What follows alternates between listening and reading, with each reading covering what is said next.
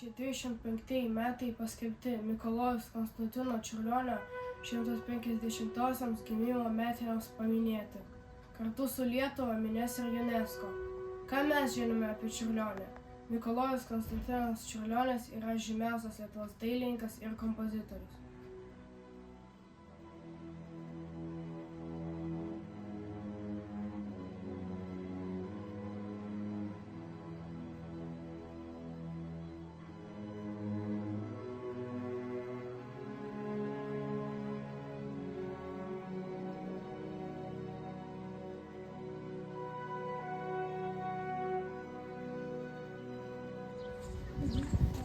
Čiurlionis gimė 1875 metais Varėnoje, daugiavaikėje šeimoje.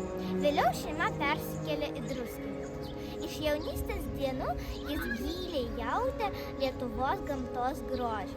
Būdamas 5 metų jis mokėjo skambinti pianinu iš klausos, o 7 skaityti iš natų. 5 metus Čiurlionis praleido Plungės dvaro orkestro mokykloje.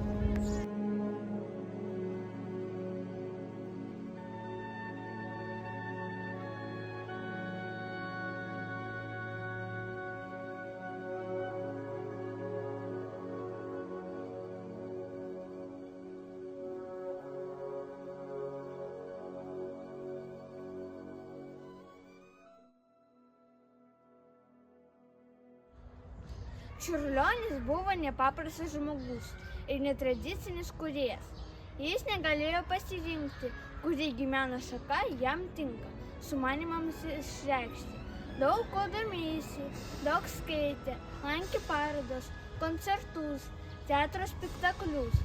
Pradėjęs kurti muziką, netrukus susidomėjo daile.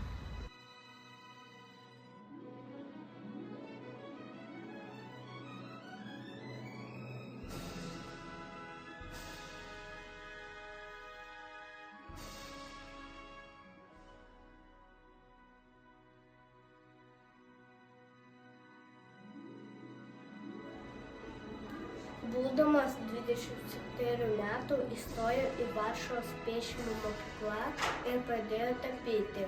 1903 metais nutapė 7 paveikslų ciklą Laidotuvių simfonija, tačiau neužmiršo ir muzikos.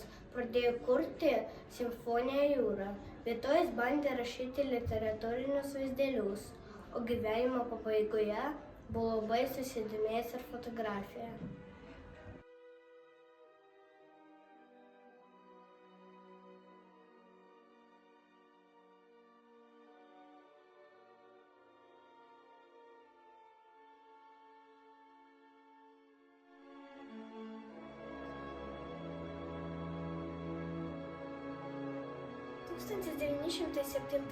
metais Mikalojus Konstantinas Čiurlionis persikėlė gyventi į Vilnių ir aktyviai įsitraukė į visuomeninį gyvenimą. Vėliau persikėlė į Palangą. Ten susituokė su Sofija Kymantaite. 1910 metais šeimoje gimė dukrytė Danutė. Būdamas vos 36 metų, Čiurlionis mirė nuo plaučių uždegimo.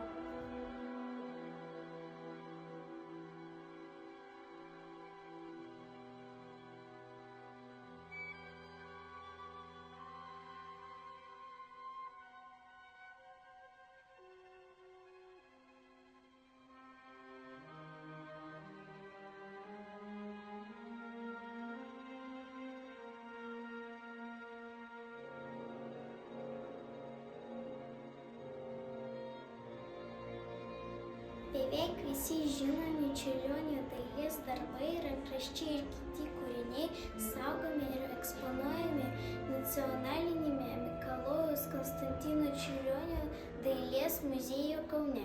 Jeigu norite sužinoti apie Čiurlionio vaikystę, nuvykite į Druskininkus, Čiurlionio namo muziejų.